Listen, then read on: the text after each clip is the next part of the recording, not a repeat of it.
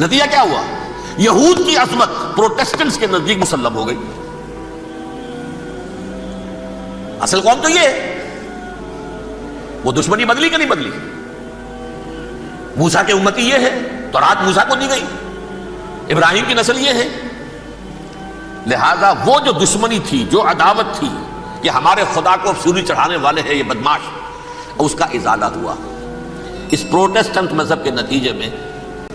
تو جیسا کہ میں نے عرض کیا کہ اس وقت یہ عذاب استیصال، عذاب اکبر کے مستحق ہو چکے تھے، لیکن اللہ نے ان کی مدت دراز کی ہے. لیکن ان پر دنیاوی عذاب کا ایک کوڑا جو ہے اللہ تعالیٰ کی طرف سے اسی وقت برسا. دنیاوی عذاب دنیا میں رہتے ہوئے ختم نہیں کیا. 37 برس بعد حضرت مسیح کے رفع سماوی کے 37 برس بعد سن 70 میں یہودیوں نے بغاوت کی رومیوں کے خلاف. رومی ٹائٹس جنرل تھا ایک، اس نے پھر جو حملہ کیا ہے 1,33,000 یہودی ایک دن میں قتل کیا یروشلم میں، اور ہیکل سلیمانی گرا دیا.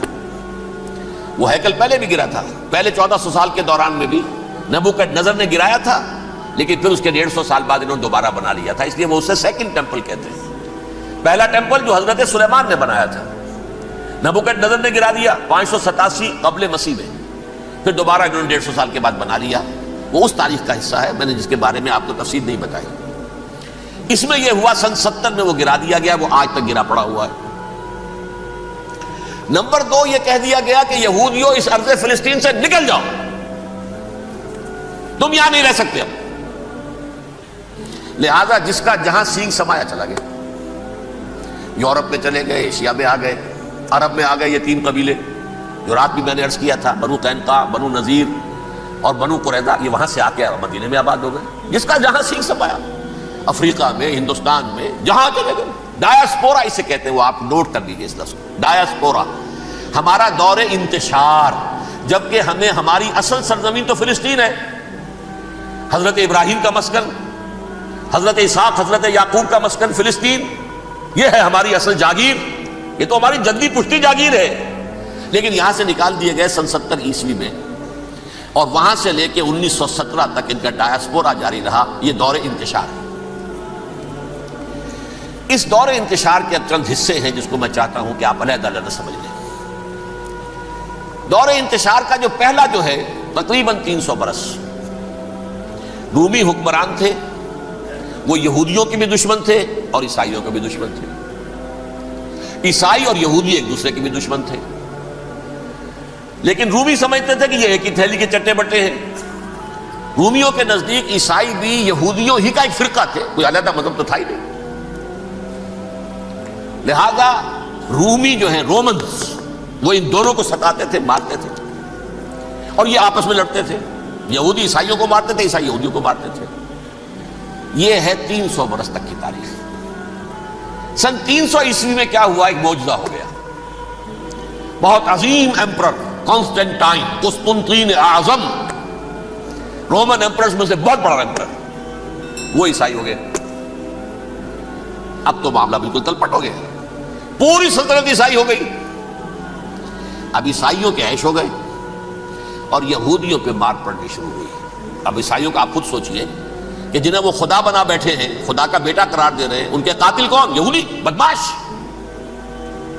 لہذا ان کی وہ پٹائی شروع ہوئی ہے یورپ میں، پوری رومن امپائر میں. انہیں ذلیل کیا گیا، شہروں میں آمد بند، علیحدہ رہو، گھیٹوز کے اندر رہو. یہودی کا نام جو ہے وہ گالی بن گیا، جیسے آج بھی یہودی گالی کہتے ہیں، جیسے خنزیر کا لفظ. وہ بھی اللہ کی مخلوق ہے، لیکن آپ کو معلوم ہے کوئی شخص زبان پہ نام نہیں لانا چاہتا خنزیر کا، سور کا. ہے تو مخلوق، وہ بھی ایک حیوان ہے. ایسے ہی یہ ہے یہودی گالی، جیوٹ گالی. لہذا ایک طرف تو ان دونوں کے درمیان دشمنی، جس کو قرآن کہتا ہے وَأَغْرَيْنَا بَيْنَهُمُ الْعَدَاوَةَ وَالْبَغْضَاءَ، ہم نے ان کے مابین دشمنی جو ہے پیدا کر دی. اور جب یہ پوری سلطنت عیسائی ہو گئی تو قافیہ تنگ ہو گیا یہودیوں کا. اب آئیے 571 عیسوی، یعنی جب کہ ڈایاسپورا کو کتنا عرصہ ہو چکا تھا؟ 500 برس. سن 70 سے شروع ہوا نا ڈائسپورا، جب ٹائٹس نے گرایا ہے ہیکل کو اور نکال باہر کیا انہیں فلسطین سے، بھاگ جاؤ یہاں ایک یہودی بھی نہیں رہے گا، فلسطین سے نکال دیے گئے۔ اس کے پورے 500 برس بعد سن 571 عیسوی میں حضور کی پیدائش ہوئی، ولادت باسعادت محمد رسول اللہ صلی اللہ علیہ وسلم۔ 610 میں آپ پر وحی کا آغاز ہوا، لیکن حضور کے ساتھ ان کا معاملہ کیا رہا؟ اول تو جبکہ حضور ابھی مکے ہی میں تھے، یہودیوں نے ریشہ دوانیاں شروع کر دی حضور کے خلاف۔ قریش مکہ کو سکھاتے تھے، پڑھاتے تھے، ان سے یہ پوچھو، ان سے یہ پوچھو، یہ اس طرح تنگ کرو، ان سے یہ امتحان لو، یہ آپ کے علم میں ہے۔ سورہ بنی اسرائیل میں، سورہ کہف میں وہ سوالات، جو امتحانی سوالات آئے تھے، ذوالقرنین کون تھا، اصحاب کہف کون تھے، تم رسول بنے پھرتے ہو تو بتاؤ، اور یہ روح کی حقیقت کیا بتاؤ، یہ ساری ریشہ دوانیاں کر رہے تھے بیٹھے ہوئے ابھی وہیں پر، حضور ابھی پہنچے بھی نہیں۔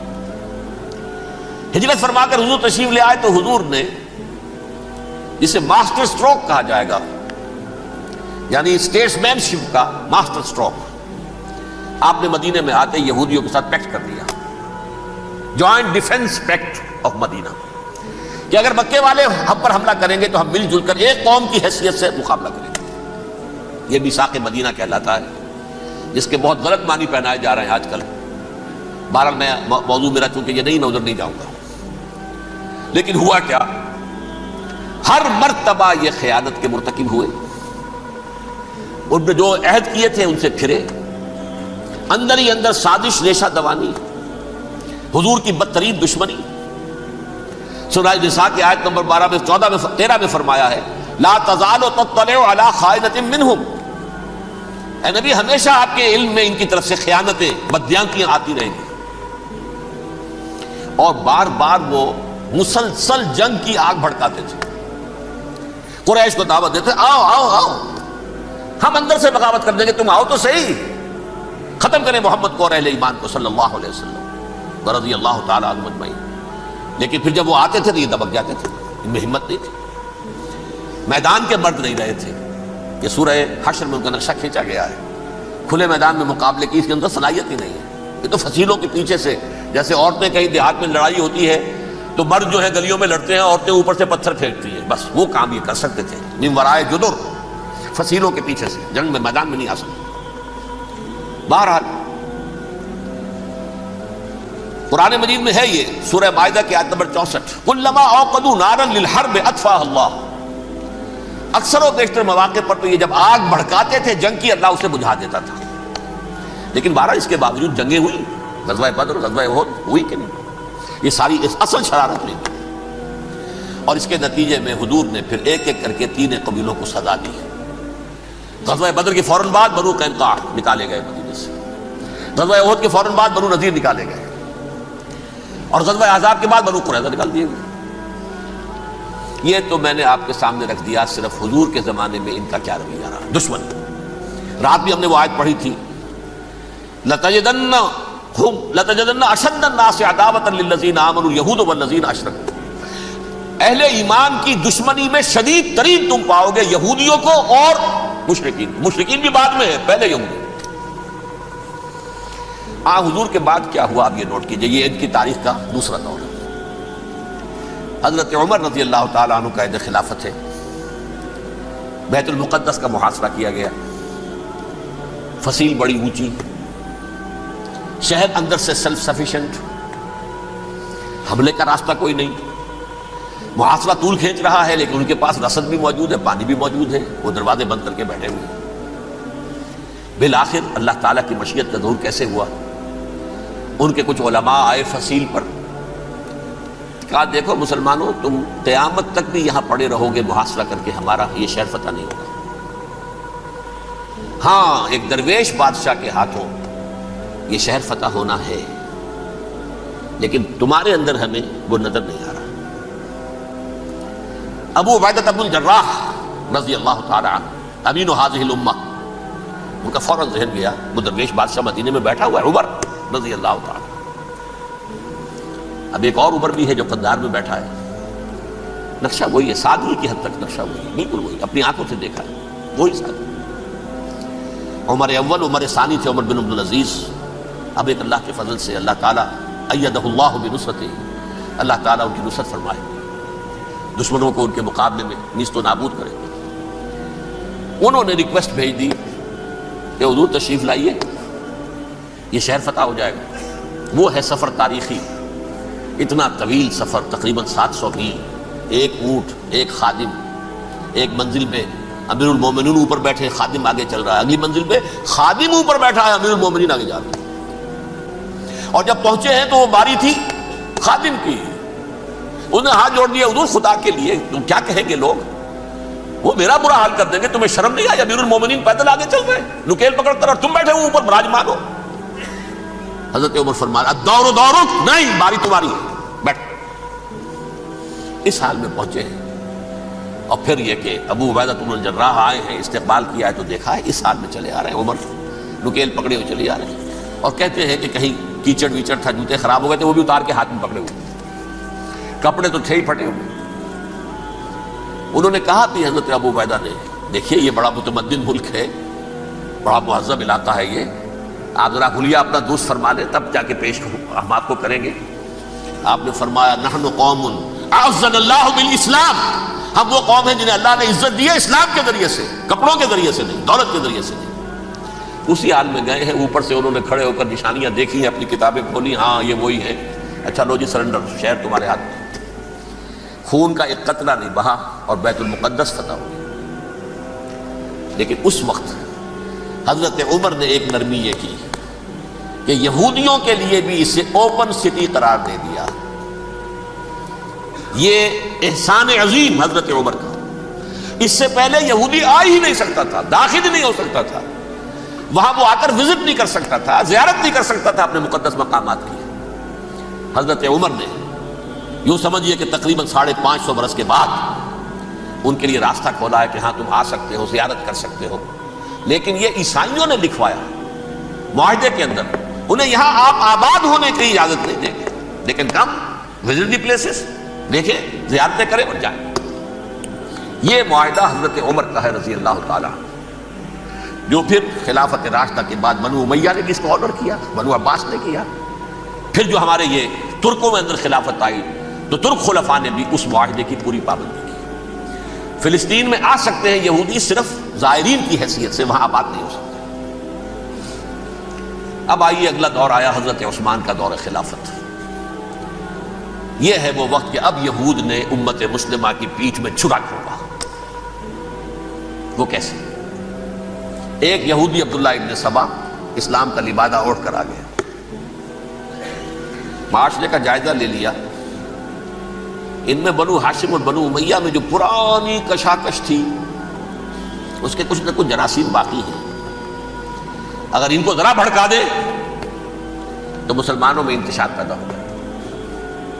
کہا یہ عثمان کون ہے؟ یہ تو بنو امیہ میں سے ہے، یہ حق تو بنو ہاشم کا ہے، خلافت ان کے پاس ہونی چاہیے، محمد کے تو رشتہ دار وہ ہے صلی اللہ علیہ وسلم۔ عوام الناس کے اندر بات پھیلنی شروع ہوئی، پھر ایک بڑی سازش کے انداز میں حضرت عثمان کے خلاف پروپیگنڈا، حضرت عثمان کے جو عاملین تھے، گورنر تھے، ان کے خلاف پروپیگنڈا، اور ایسی ہوشیاری کرتے تھے کہ کوفے میں کوفے کے حاکم کے خلاف کچھ نہیں کہنا، اجی مصر میں یہ ہو رہا ہے، اجی شام میں یہ ہو رہا ہے، اجی یہ جو عثمان ہے وہ یہ کر رہا ہے، یہ ظلم ہو رہا ہے، یہ لوٹ مار ہو رہی ہے، یہ خیانتیں ہو رہی ہیں۔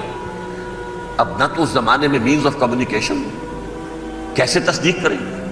افواہیں تو آپ آج کراچی کے اندر شروع ہو جائے تو پتہ نہیں چل سکتا کسی کو کہ کیا اس میں صداقت ہے، کیا جھوٹ ہے، اور بری بات جو ہے فطرت انسانی کی کمزوری ہے، وہ فوراً قبول کرتا ہے، کسی کے بارے میں اچھی بات ماننے کو تیار نہیں ہوتا، لیکن بری بات تو فوراً تیار۔ بہرحال یہ فتنہ انہوں نے اٹھایا، حضرت علی کی الوہیت کا فتنہ اٹھایا، حضرت عثمان کے خلاف الفتنۃ الکبریٰ برپا کیا، حضرت عثمان شہید ہوئے۔ اس کے بعد 5 برس تک مسلمان ایک دوسرے کی گردنیں کاٹتے رہے، باہمی خانہ جنگی ہوئی، امت کو وہ زخم لگایا ہے جو آج تک جس سے خون رس رہا ہے۔ یہ شیعان عثمان اور شیعان علی تھے جو بعد میں پھر سنی اور شیعہ ہو، اور آج تک ہے۔ فتنہ کس نے جگایا؟ ایک عبداللہ ابن سبا یہودی اور اس کے کارندے، شیطان کا ایجنٹ، اور انسانوں میں سے بھی اس کے جو بھی حواریین تھے اور شیطانوں کے اندر سے بھی تھے، انہوں نے بھی اس آگ کو بڑھتا ہے۔ یہ آپ سوچ لیجئے کہ یہ کس نے وہ زخم لگایا؟ یہودی۔ اگلا دور آیا، خلافت راشدہ ختم ہوئی، بنو امیہ کا بھی دور کافی گزر گیا۔ طارق ابن زیاد 712 عیسوی میں حملہ کرتے ہیں اسپین پر۔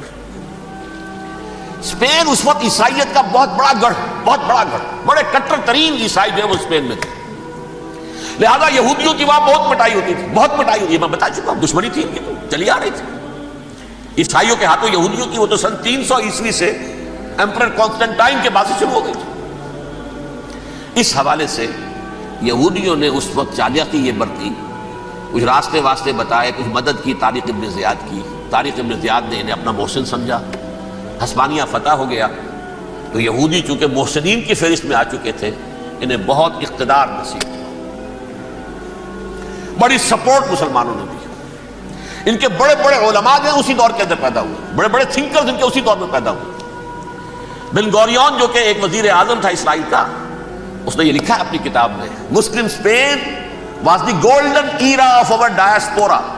وہ ڈائسپورا جو 70 عیسوی سے شروع ہوا تھا اور 1917 عیسوی تک جاری رہا ہے، اس میں سے گولڈن ایرا ہمارا جو تھا وہ مسلم اسپین تھا۔ ہسپانیہ میں بیٹھ کر ہم عیش کیے،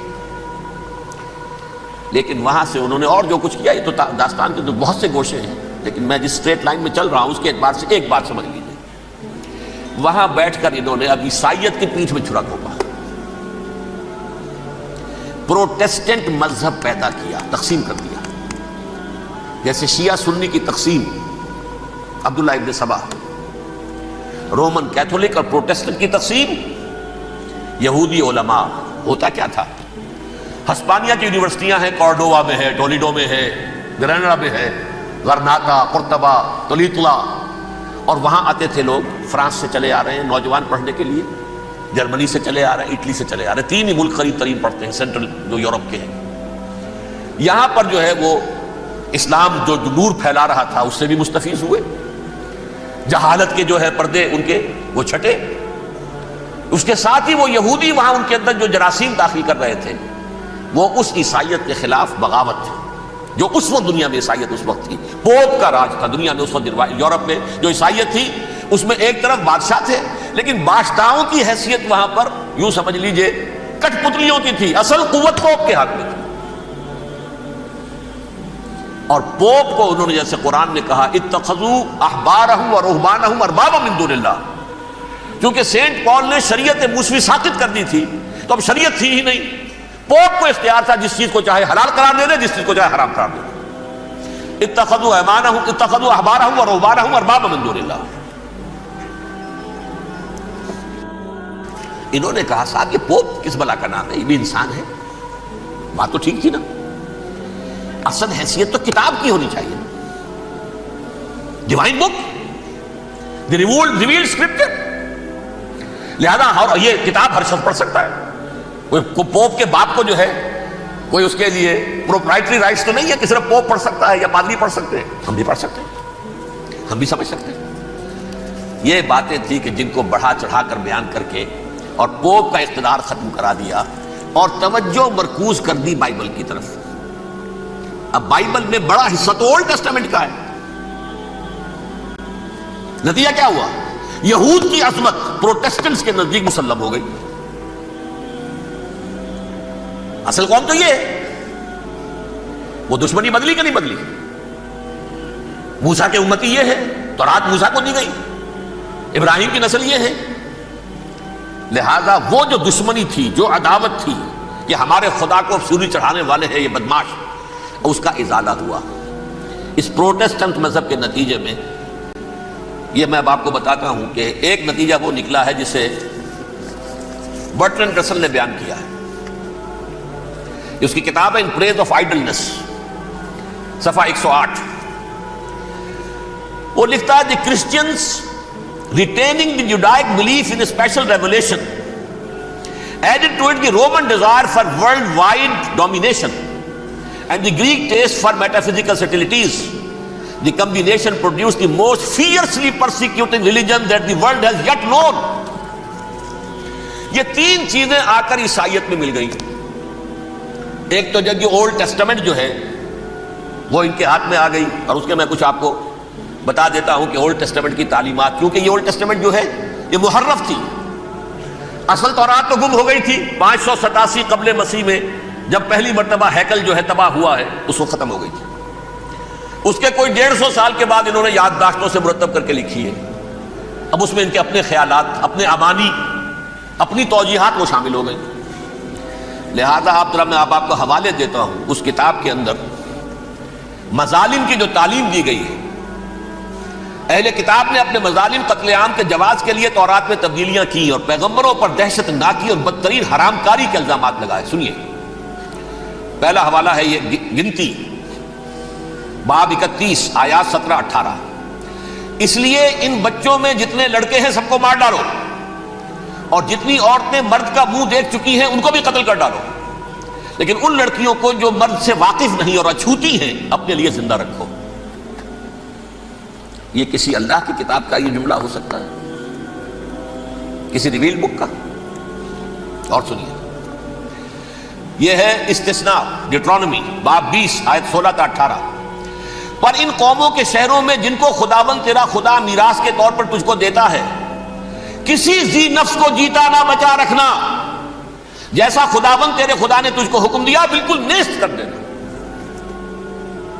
مرد، عورتیں، بچے، بوڑھے سب ختم۔ یہ کتاب مقدس ہے۔ اور سنیے، سیموئیل باب 27 آیت نمبر 9۔ اور داؤد نے اس سرزمین کو تباہ کر ڈالا اور عورت مرد کسی کو جیتا نہ چھوڑا۔ نمبر 4، ان سب آباد شہروں کو ماں، عورتوں اور بچوں کے بالکل نابود کر ڈالا۔ کتاب استثناء باب 3 آیت 6۔ یہ ہے جو کہہ رہا ہے برٹرنڈ رسل، کرسچینٹی میں آ کر یہ تین چیزیں شامل ہو گئی۔ ایک تو یہ باربیرین، یہ تعلیم جو ہے، اور یہ مذہب کے نام پہ تعلیم، یہ کتاب مقدس کی تعلیم۔ نمبر 2، رومنز کے اندر جو ایک تمنا تھی ورلڈ ڈومینیشن کی، وہ عیسائیت کے اندر آ گئی، جیسے کہ پوری رومن امپائر جو ہے عیسائی ہو گئی، تو اسے وراثت کے اندر ورلڈ ڈومینیشن کی جو ایک تمنا تھی وہ مل گئی۔ اور پھر یہ کہ انہوں نے جو توہمات تھے یونانیوں کے، ان کو بھی اپنے ہاں مختلف شکلوں کے اندر جمع کر لیا۔ ان تین چیزوں کا the combination produced the most fiercely persecuting religion that the world has yet known۔ اس کے نتیجے میں دنیا میں تاریخ انسانیت کے اندر جو بدترین خوخار ترین مذہب ہو سکتا ہے، وہ شکل عیسائیت نے اختیار کی۔ اور اس کا مظہر عتم کیا تھا؟ نوٹ کیجیے، صلیبی جنگیں۔ ایک بات ٹائم ٹیبل کے اعتبار سے نوٹ کر لیجئے گا، فرسٹ ملینیم ختم ہوا، سیکنڈ شروع ہوا۔ ان کے 1000 سال ختم ہوئے تو 11ویں صدی میں سیکنڈ ملینیم شروع ہوا، تو پہلی صلیبی جنگیں ہوئی، لاکھوں مسلمان قتل کیے۔